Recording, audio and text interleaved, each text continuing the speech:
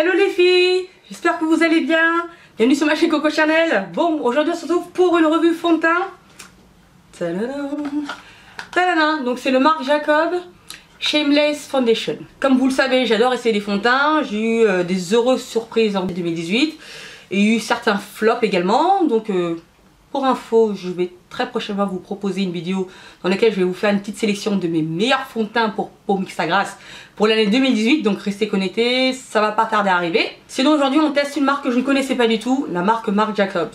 Je ne peux rien vous en dire, je n'ai rien testé dans cette marque, ni les fards à paupières, ni les fonds de teint, ni les crayons, ni les pinceaux. Voilà, je ne connais pas cette marque. La seule chose que je peux vous dire, c'est que c'est pas donné. Donc la marque Marc Jacobs est disponible chez Sephora. Et ce fond de teint également, donc il est disponible en 29 teintes. Formule innovante, un fond de teint liquide à la couvrance moyenne, modulable, longue tenue, SPF 25 invisible pour un teint frais toute la journée. Donc j'ai lu la description du site Sephora. Alors couvrance moyenne modulable, type de peau sensible, normal, mixte, grasse, résultat maquillage naturel, SPF 25. Ça pourrait être intéressant pour mon type de peau, j'ai une peau mixte à grasse avec quelques imperfections.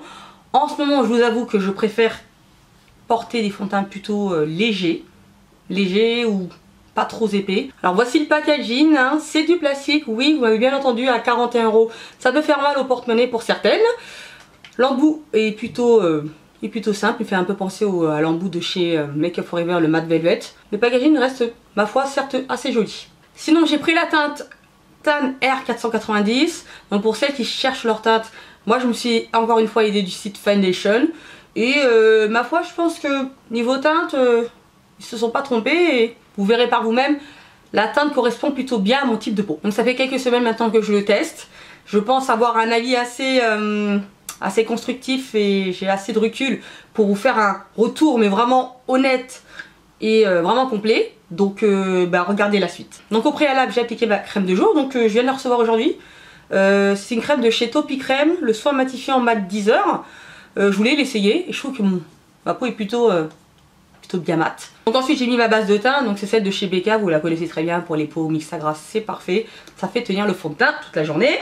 Donc une partie du visage je vais l'appliquer avec mon pinceau, donc c'est celui de chez Sephora, le minéral 45. Et l'autre partie du visage je vais appliquer mon fond de teint avec la Beauty Blender, la noire. Donc voilà, une pression du fond de teint. La matière est plutôt liquide. On commence avec la partie pinceau. Donc le niveau couleur, j'ai vraiment hésité parce que j'avais peur de tomber sur un fond de teint trop rouge, trop jaune, que le teint soit grisâtre. Donc je me suis fiée au site Foundation et à ma grande surprise, ça match. C'est ni trop foncé, ni trop clair, ni trop rouge. Je vous invite vraiment à tester Foundation lorsque vous n'avez pas forcément de bonnes sources ou de bonnes références pour vous repérer pour le fond de teint. C'est plutôt intéressant. Bon, j'en ai mis sur un côté. Première chose que je peux dire, c'est que niveau couvrance, on a vu mieux. Je dirais que la couvrance... c'est vraiment une couvrance légère qui s'apparenterait à une crème teintée. Vraiment, c'est pas très couvrant. On va dire que c'est une crème teintée très couvrante. Voilà. Donc le fini est mat. Ça par contre rien à dire. Mais je trouve que niveau fini, ça laisse des espèces de petites plaques un petit peu de sécheresse qui sont pas forcément, je trouve même assez disgracieuses sur mon visage. Donc c'est pas terrible. En tout cas avec le pinceau, je trouve le rendu pas terrible du tout. Donc là j'essaie de travailler un petit peu les plaques de fond de teint qui ne se sont pas bien estompées. Donc là au premier abord c'est pas terrible, hein. Donc là j'ai une petite tache que j'ai depuis quelques semaines maintenant et le fond de teint ne l'a pas couvert. Donc c'est vraiment une couvrance légère. Vous avez beaucoup d'imperfections. Ne vous attendez pas à un fond de teint vraiment haute couvrance, hein. C'est carrément l'opposé. Donc voilà, j'ai pas tout utilisé pour ma partie du visage, mais bon, c'est clairement pas suffisant pour faire tout le visage. Donc une pression ne sera pas suffisante. Donc là, on va faire la seconde partie du visage avec la Beauty Blender, je l'ai humidifié. Oh. Voilà. Tiens, je trouve que le rendu est peut-être plus intéressant avec la Beauty Blender. Nous allons voir ça tout de suite. La matière s'étale mieux. Je vais voir à la fin. C'est plus simple. Je vais plus vite même. Ouais, c'est plus intéressant. Alors, oui, je confirme, avec la Beauty Blender, l'application est beaucoup plus facile. Cependant, je trouve que le fini, le grain de peau n'est vraiment pas du tout naturel. Je trouve que ça laisse un espèce de... J'ai l'impression que le fond de teint reste en surface. Il laisse des plaques un petit peu disgracieuses et le fini n'est pas forcément très naturel. Donc ça, j'avoue que c'est pas forcément un point très positif. Même si le rendu est mat, bah c'est pas génial. Voilà, donc on va dire que la couvrance est vraiment légère, moyenne. Je pense que si j'avais mis 3 couches, je pourrais avoir quelque chose de beaucoup plus unifié, de beaucoup plus couvrant. Mais c'est pas nécessaire. Je vais pas empirer l'effet du fond de teint parce que là je trouve que le rendu n'est pas forcément... C'est pas ce que je préfère. Voilà, donc c'est mat, couvrance légère. Niveau teinte, rien à redire, je trouve que ça unifie bien mon teint, je trouve que ça colle avec mon cou, donc c'est parfait. C'est dans des tons un peu rouges, mais pas trop non plus. Encore une fois, niveau carnation, c'est le match complet. Donc c'est juste la texture que je trouve pas forcément très naturelle. Donc j'ai terminé mon teint, ou en tout cas... J'ai juste appliqué mon anti-cerne, donc là c'est celui de chez Colourpop, donc le Rich Tan, et j'ai poudré tout ça avec le Studio Fix poudre de chez MAC, la teinte NW45. Je pense que l'anti-cerne et la poudre a sauvé un peu le teint, ça fait mieux, le rendu est beaucoup plus lisse, mais habituellement mon anti-cerne et ma poudre ne sauvent pas mon fond de teint. Disons que le fond de teint déjà sublime le teint à la base, mais la texture de la peau, le grain de peau ne me plaît pas, pas plus que ça quoi. Donc voilà les filles, j'ai essayé de faire au max pour avoir un rendu naturel, mais là j'avoue que j'ai davantage travaillé mon teint qu'habituellement.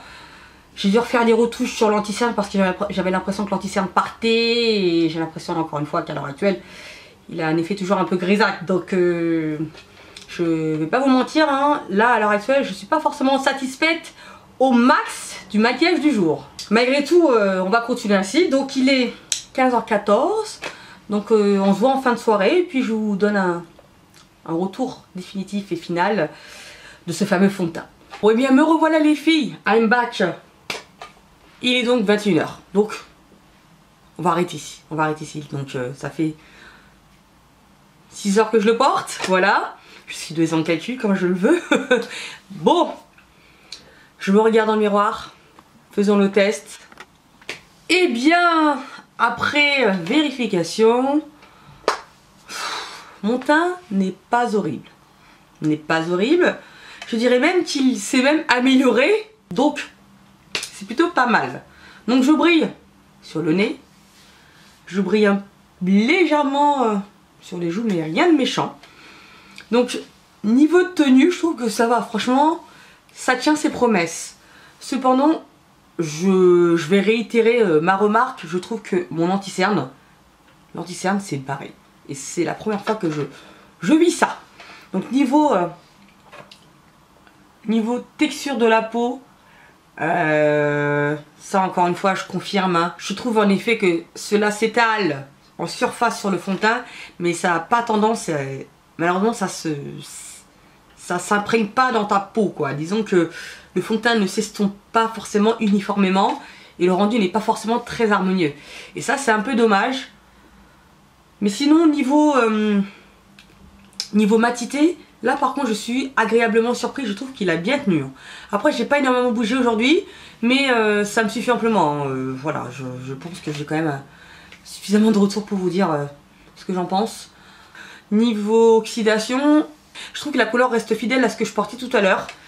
La teinte ne s'est pas altérée au fil des heures. Je n'ai pas le teint gris ou le teint trop orangé. Ça reste fidèle à ma couleur de peau. Donc encore une fois, ça c'est bien. À part ça, franchement ça va. Ça va, mais sans plus. Voilà. Disons que lorsque je me regarde à la caméra, je vois pas forcément un effet vraiment naturel. C'est vraiment le contraire que promet le fond de teint. C'est ouais, voilà, je suis pas forcément ultra satisfaite, quoi. Disons que pour 40 euros, 41 euros, je m'attendais quand même à un rendu vraiment parfait, quoi. Disons que quand tu payes un fond de teint cher, tu t'attends quand même à ce que la qualité soit au rendez-vous, tu t'attends quand même que la texture et que le fond de teint tienne ses promesses, tout simplement. Et c'est vrai que ce fond de teint est censé être léger. Oui, il est léger, oui, il est quand même...